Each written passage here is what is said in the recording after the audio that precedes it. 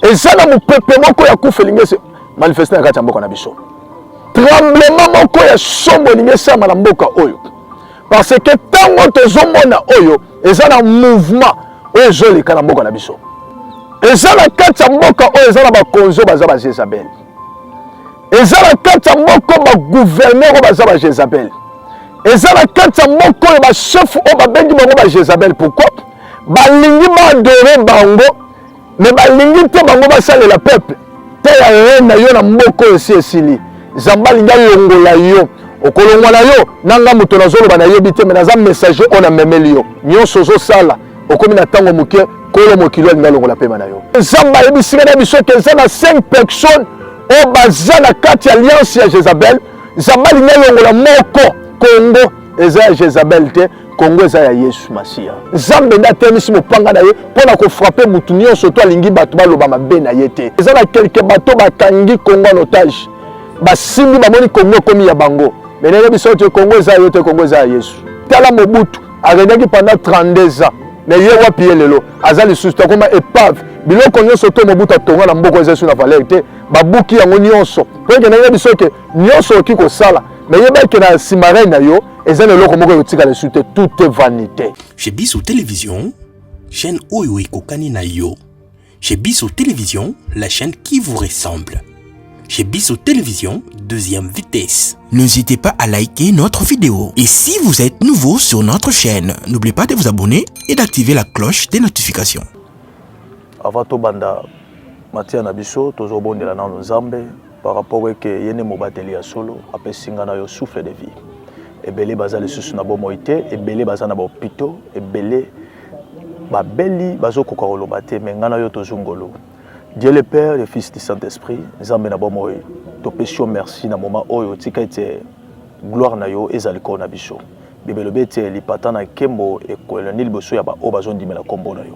Biso ba oyo to yé na sena tango oyo tozondimete yo Nzambe. Protéger biso, motunyo so tozola na ngai a bénéficier lipamboli na kombo na Yesu. Amen. Na yeli yo message moko eza mokie, mais za malamu liboso na yo, yo muto yo ozola na ngai. Message on a memeli na tango yo eza message oyo ezo ningisa moment otoza nango.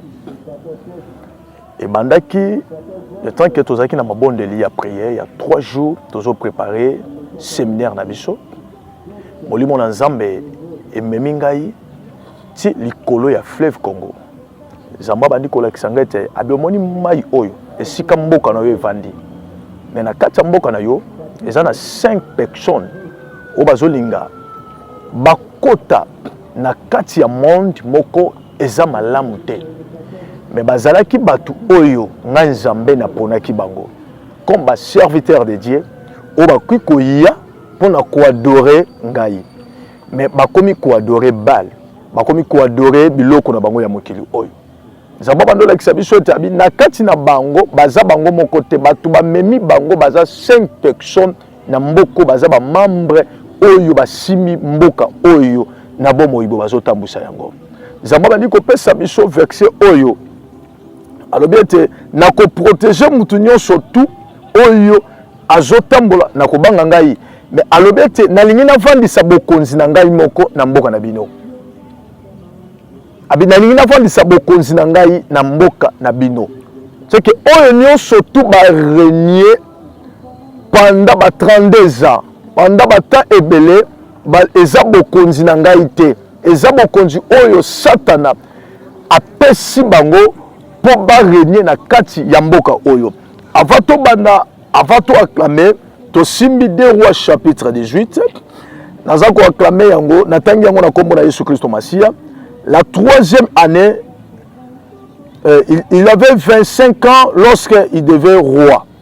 Il régnait 29 ans en Jérusalem. Sa mère s'appela Abi, fille de Zacharie. Il fit ce qui est drôle aux yeux de l'Éternel, éternellement comme avait fait David son père. Et il fit disparaître le haut lieu brisé de statue Habite. Les idoles, il mit en pièces des serpents. Les serpents d'airain, comme Moïse avait fait, car les enfants d'Israël avaient jusqu'alors brûler des parfums devant lui. Il s'appela Neishep. Bible zobi sanganini. Ezalaki na mokonzi moko. Azalaki na se alliance y'Abraham. Parce que yepe azalaki na se alliance ya bana Abraham. A régné tango mulayi. Asali oyo esepelisaki batu pe oyo esepelisaki roi. Mais ezalaki kokoma na moma moko Bible zobisa ngai roi moko Nzambe aye kopesa ye aye kotinda les prophètes ayebisa ye ke umela mokonzi. Mais préparer mutu oyo kotikala na sima na yo tandis que Nzambe alingi azwa yo parce que reine na yo na se na moi oyo elingi esila. Eloko ndenge na loba wana eza na mouvement moko ya temps elingi se manifester na kati ya mboka na biso. Eza na mouvement moko ya kufa elingi kota na bakonzi moko 5 na mboka oyo. Na tuni Nzambe bakonzi yango baza banani?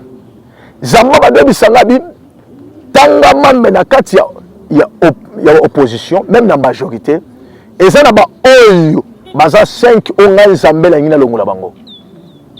Eza na mupepe moko ya kufa elingi se manifester na kati ya mboka na biso. Tremblement moko ya sombo elingi esama na mboka oyo. Parce que tango tozomona oyo eza na mouvement oyo ezoleka na mboka na biso. Bible ezobisa nga lisusu nini? Ezalaki na mouvement moko ya se manifestaki na kati ya Israël oyo même ba roi même ba prophète babandaki kofukamela Jézabel.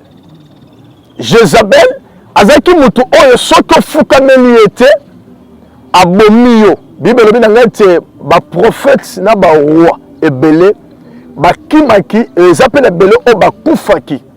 Mais ezalaki na moko oyo akimaki mosika mais komaki na moma moko Nzambe azongisaki ye mpo ya koyebisa Jézabel ete reine na yo na kati ya Israël esali nini esili. Eza na kati ya mboka oyo eza na bakonzi oyo baza ba Jézabel. Eza na kati ya mboka bagouverneur oyo baza ba Jézabel. Eza na kati ya mboka oyo bachef oyo babengi bango ba Jézabel. Pourquoi? Balingi baadore bango mais balingi te bango basalela peuple. Balingi peuple et adorer bango, balingi peuple et goumamela bango, balingi peuple bafukamela bango. Soki yo telemelié, ya kangi atio na prison. Soki yo telemelié, akangi abomiyo. Soki yo telemelié, azwa kangi atio quelque part. C'est que yo ndenge ozawana, oza lisusu na te ya kolobelo komoko te. Mais soko lobi babomiyo. Na nebisa ye Jézabel azola na ngai, te ya reine na yo na mboko esi esili. Zambali nga longola yo okolongwa na yo nanga muto nazoloba na yebi te mais naza message on a memeli yo message oyo pona biso ke nyonso zo sala okomi na tango muke kolo mokilo nga longola pema na yo. Bible zo banga te ala kila mama be o lobi makambo uti na Nzambe te. Israël batunyo surtout bakota ki na kati ya bandeko parce que bandeko banga Jézabel. Jézabel akotisi loi mususu na kati ya Israël. Jézabel akotisi mobangi na minoko ya bato ke muto ki koloba lisusu te. C'est que soko olobi na lelo lobi na tongo osesu na bomo ite. Soko lobi na lelo lobi na tongo osesu na te akoba osesu na te akoleka te. Pourquoi? Eza na bato oyo bakolongola yo. Mais zaki na mutu moko oyo ayaki pona kolongola pouvoir ya Jézabel. Na moko toza na forme ya ba Jézabel. Na moko Nzambe ayebisika na biso ke eza na 5 personnes oyo baza na kati ya alliance ya Jézabel. Nzambe alingi alongola moko parce que epesa bango somo ya koyebisa bango ke Congo eza ya Jézabel te, Congo eza ya Yesu Masiya oyo asalaki likolo na se. Nzambe na milimo ya bantoma ya kala mpe ya basakoli ya kala. Bible ezobisa biso ezalaki mpe na Goliath oyo atelemaki abandi kobangisa Israël mobimba. Peuple nyonso tu ya Israël bandi kolenga. Pourquoi? Bamoni ete Goliath alobi non na ngambo na bino eza na mutu oyo akotelema kobunda na ngai te. Mais Bible ezobisanga nini? Ezalaki mpe na moko Ozaki neti te. Ozaki parmi armée ya Israël te ya roi Saoul te. Mais yazaki lokola invité ya koya kotika biloko kolie pa bandeko na ye. Mais l'état amoni que Goliath a telemi abandi ko bangisa Israël. Eloko sepelisa nga pa na bino. Ngai na yebi comment ki kokwesa mutu a telemi liboso na bino. Bandeko ba bikanga munoko na yo mutu oyo so tolobe ko bomba biso. Na ina biso mutu so la na ngai. Congo eza tango ya ko bomba batu te. Congo eza tango ya ko bangisa batu te intimidation te. Mais Congo to na moment oyo Zambe na temisi mopanga na ye pona ko frapper mutu nyonso to alingi batu ba loba mabe na ye te. Alingi batu ba condamner ye te na loko azo sala. Zaba bitambo ka mine sika zo ken. Ezo ken na kufa. Ezala bato ba telemi lokola ba Jezabel. Ezala bato ba telemi lokola ba Goliath.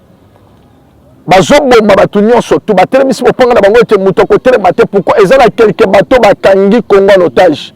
Ba simbi ba moni Congo komi ya bango. Mais na biso te Congo za yo te Congo za Yesu. Yesu ana telemi pona ko frapper yo. Yo muto yo olingi Congo koma ya yo. Ozu Congola en otage.